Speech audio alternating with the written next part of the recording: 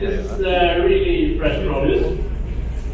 And I think we're going to start, before we start filleting, we're going to talk about how you can check the fish.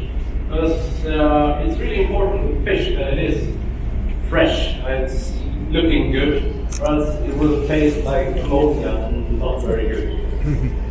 So this is a bit different from fish to fish. With the halibut, you want it to be slimy and it lasts longer than a salmon. But first of all, if you turn it around, you open the gills here, you'll see that are like burgundy red. That's exactly how I want them. Same on mackerel as well. Also, you can see it in the eyes. You want them to be clear and not any ink with it as well. It should be shiny and clear so you can mirror yourself. And then, if you push the fish, you want it to be like a steak. You know? So if you push it down, you want the flesh to come back up again. If it stays down with the fingerprint in it, it's not very good quality flesh. So, then I think we're going to start. You can do it in many ways. I like to take off the head first because you have less fish on the chopping board. It means moving around is easier. I've done in advance, I've been drying this off with a towel, especially in the tail. This is quite slimy, it makes it easier to hold and makes it easier when I'm going to take off the skin afterwards. And on the inside as well, it's been dried off, so it's not runny. Because if you don't dry it off, it tends to slide on the board, and it's really easy to cut yourself. This is a baking spatula, and it's really nice to just do like this, and you will get a lot of this off, a lot of the slime and a lot of the scales, which makes it easier later on. Because you don't want to get what's on the outside of the fish, you don't want to get in the flesh and inside of the fish. So, first of all, to start, I lift up here, you have a bone which goes halfway through, turn around as well, which goes like this. So you cut through the bone, it's really easy, it's quite, it's 3 centimeters-ish, it's quite heavy, find it. And you just push the knife into the bone, so you cut through, you find the bone and you just slice along the bone. And you do the same on the other side. You see me drying off on the towel now. That's because I don't want the scales and all of the outside of the fish on the inside later on.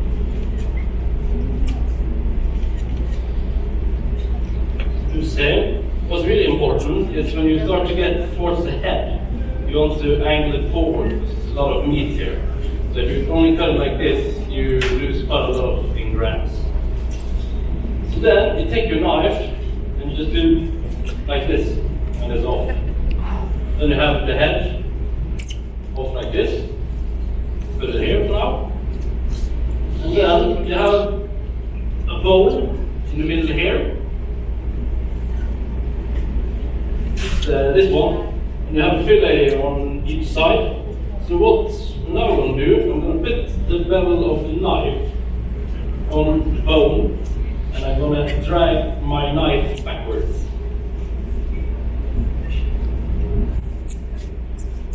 So put it on like this, and then you just do long strokes. You can hear this sound, you know you're on the right path. It means you're rubbing the bone. Then we take it off, and have one fillet here. There will always be something left on the bone. You will never manage to physically only get the bone off without the flesh in it. If you turn around, do the same. Try and move like this, you can see. You can really see the bone now. Now I'm taking off half of it. See here? So then you do the same. Lift the belly up, put the knife edge on. You can hear it rubbing the bone. And then just continue in long strokes backwards. That's the other fillet off. Then you have the bone or the carcass left. This you can scrape out. We can use the flesh for fish cake, tartar, stock, whatever you want. Some fine dining restaurants use to dry the bone itself, and they use it for bacon. We use it for stock, but for now, leave it to the side. So you can see why I brought my spatula. You can see on the board, it's quite it tends to stick quite well.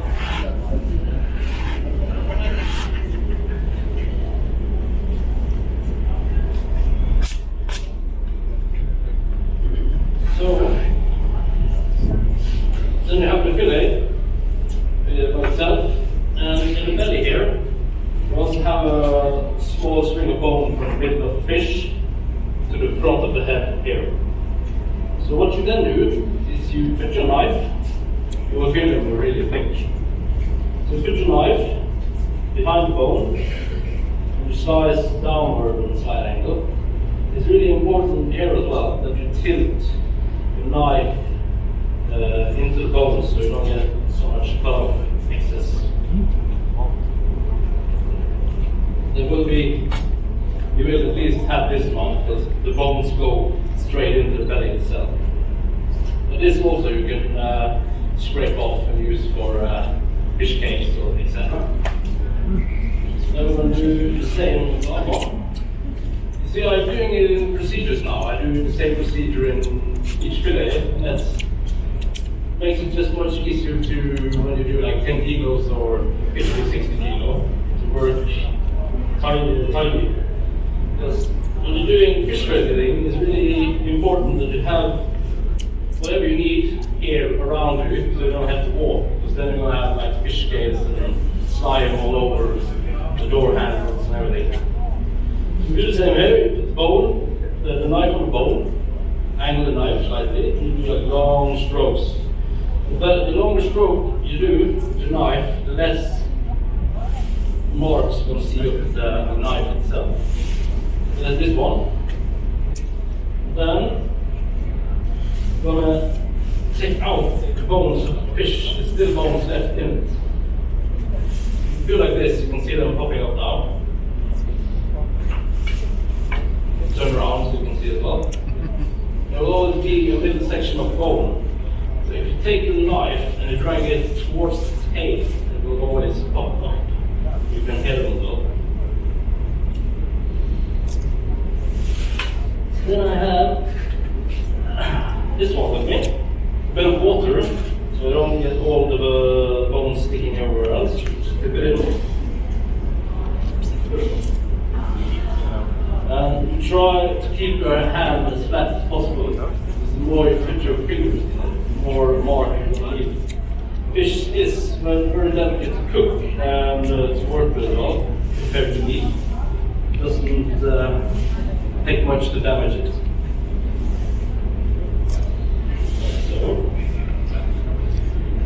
And it's also really important, as I'm doing now, you take bones off before you take off the skin itself, because this fish, even though it came last night, it's minimum 1 or 2 days old, because if you kill it and try cooking it the same day, especially with seawater fish, it will be quite difficult to get all the bones out, and the flesh hasn't really settled in, so the fish is gonna like twinkle around in the pan and twirl, and it's not gonna taste so nice for 1 or 2 days.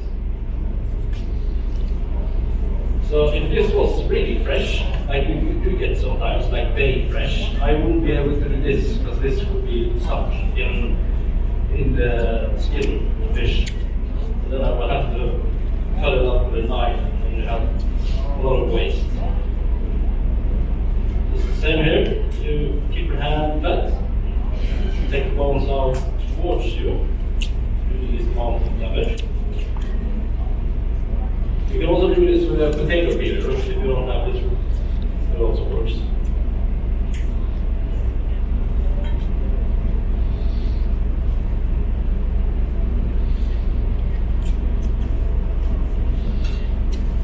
So then all of the bones is out of the way. What's then left is to take off the skin itself.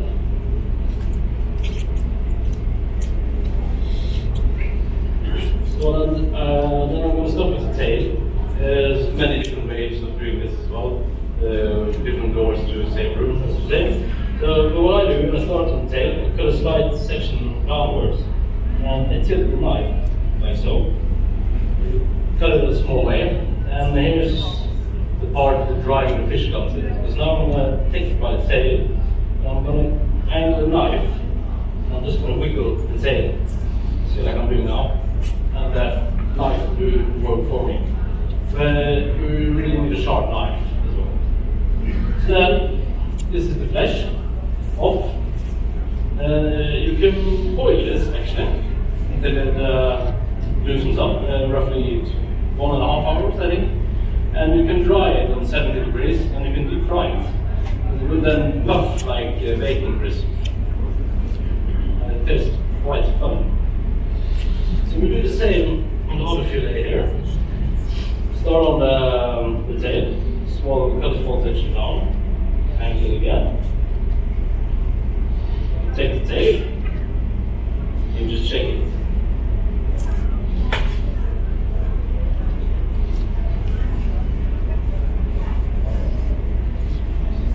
So, put it on so you see. So it is the belly, which is taken off. It's the skin, it's the carcass itself, and then it's the head. What you're then left with is two fillets. It's now our completely without bones or anything. This you can portion now, cook, simmer, fry, pan fry, deep fry, whatever you want. You can here if you want to take some pictures. So I brought some tastes for you. I cut some salmon earlier today for you. Put it maybe here, somewhere in the middle.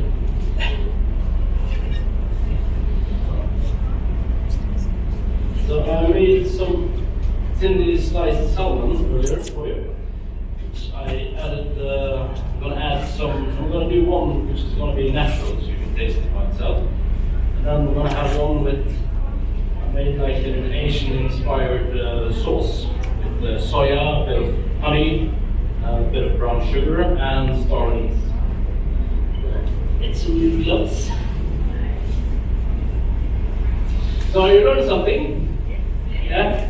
Trying to do it slowly, but always used to doing it as fast as you can. Always in the hurry.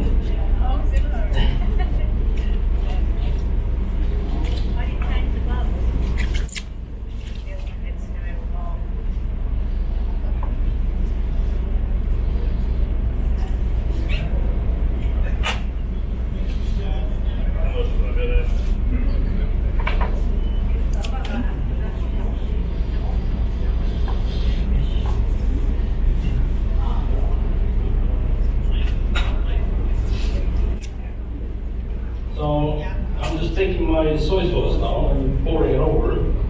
This one contains a bit of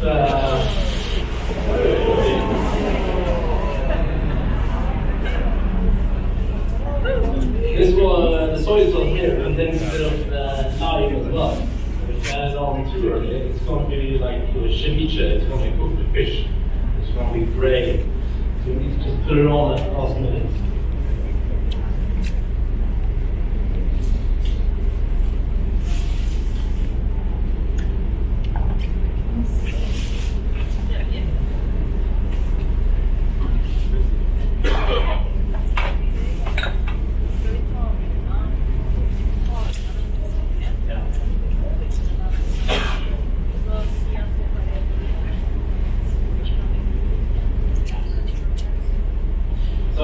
If you manage to maybe make a queue or line somewhere in the middle, maybe?